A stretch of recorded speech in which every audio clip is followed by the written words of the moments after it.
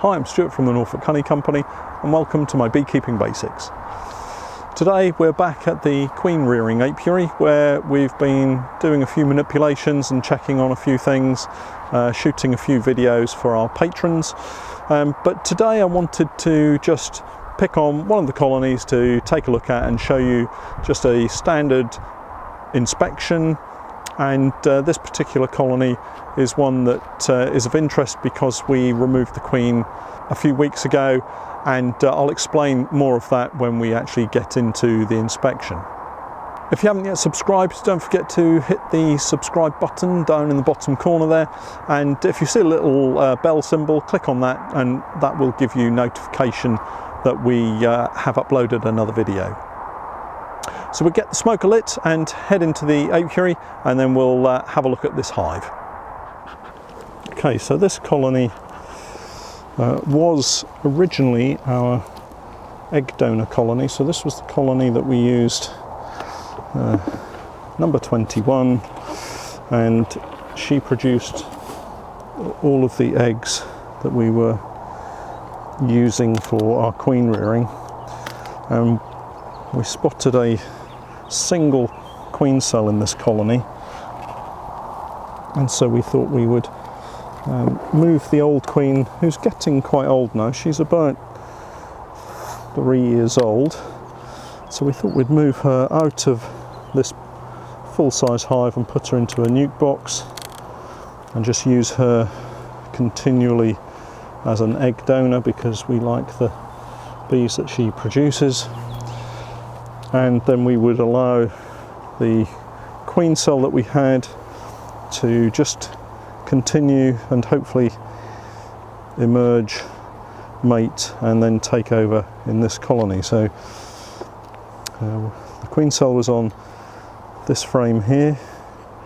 I just wrote QC on the top bar.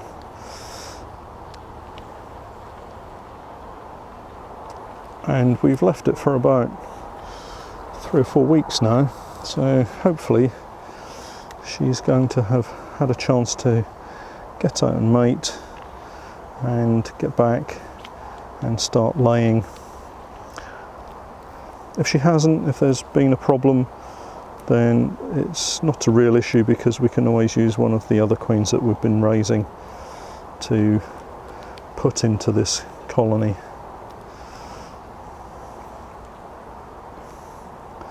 So I'm just doing a very quick inspection to see whether or not we have any eggs and brood, and hopefully she's been laying. Well, here we are. So we've got lots of sealed brood here, and I can see eggs, and so somewhere in here we've got ourselves a new queen, and you'll see that the bees have chewed away at the bottom of the frame where the wax is, and sometimes they do that if they don't have enough wax of their own to produce,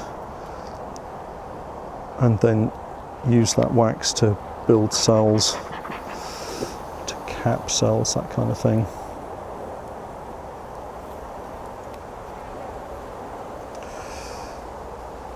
And while I'm looking at it, I'm now looking to see that the cappings look healthy, the bees look healthy.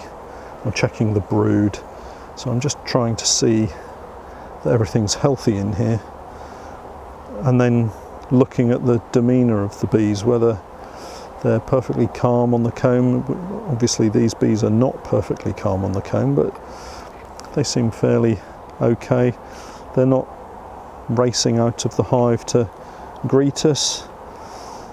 They're not in my veil and around my head, so that all bodes well. And these were, prior to us using them for the egg donor colony, they were a very productive colony, so we would have expected somewhere in the region of 6 to 8 supers of honey from this colony in a reasonable season. And that's throughout the year. So we take the honey crop off twice a year, once late spring, early summer, which is usually our oilseed rape or canola crop, and then again at the end of July around now. So over the next week or two we'll be taking all of the honey off our bees.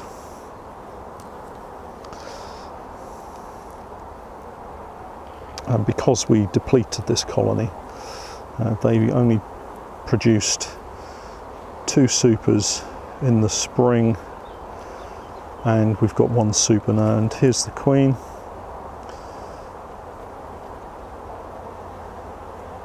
And she looks like a really large plump queen, so that to me would indicate that she's well mated and everything's looking fine. She's walking around trying to find somewhere to lay her eggs, so that's great. So I'm pleased with that, and very often you will find that despite your best efforts at queen rearing, some of the best queens that you get come from simple splits, and very often producing queens is just a matter of splitting some colonies down. And with the various methods that we've used this year, we've certainly found that. We've had 1 or 2 issues with some of the queen rearing methods that we've used, and they've not been particularly good. And that's the end of the brood nest. I guess the best method so far has been the alley method and the Nico method. And unfortunately we are towards the back end of our season now, so we'll have to wait until next year to try again with some of these methods that we're using. So I'm pleased with that. I would have marked her, only I've left my marking pen in the car and my hands are covered in propolis, and I don't really want to try and mark the queen while I'm covered in propolis. So now we know that she's in there and healthy, we can come back another time and mark her, and I might save that for when I've got one of my courses running and just show people how to mark a queen.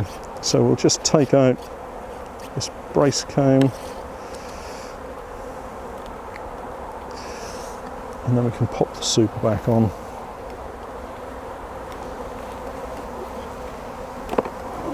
And that's a reasonably full super, so we're going to get 1 fairly hefty super off them.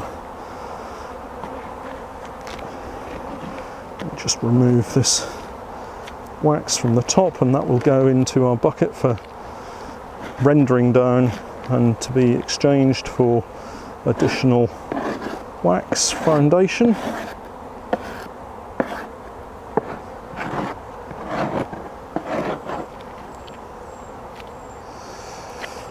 And I'll pop the roof back on.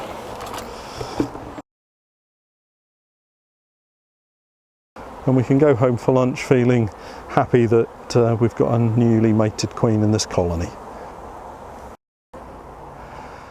So one of the great things about the apiary site that we have here is that we are surrounded by brambles and blackberries, and at this time of the year the flowering is finished, the fruit is developing, and we are blessed with some of the largest fruit this year. It looks fantastic, and I will certainly be coming back to collect some of the fruit that we've got in this apiary because it makes fantastic pies and jams. So I'm pleased with that inspection. It's been really good to see that having taken out the old queen, we've now got a new queen installed in that colony, and they should now be set ready to go through the winter. We'll go through the normal process of feeding and treating, and we'll talk more about that in another video perhaps. If you've not yet had a chance to take a look at our Facebook group, then please do go onto Facebook and have a look for Stuart's Beekeeping Basics. We've got a growing group there of beekeepers that are helping each other with questions both old and new, and you'll find that it's a very inclusive group and open to everyone regardless of the type of bees you keep or where you are in the world, so please do come over and say hello. We've also got our Twitter and Instagram feeds, and I'll put all the details down in the description below. And finally, my thanks to everyone that's signed up to our Patreon page, where you can join my inner circle of beekeepers and share some of your thoughts and ideas about beekeeping, and where we can chat in our community page. And also you can help us in producing more of these videos. So that's it for this week, and we'll catch up next time. But for now, thanks for watching.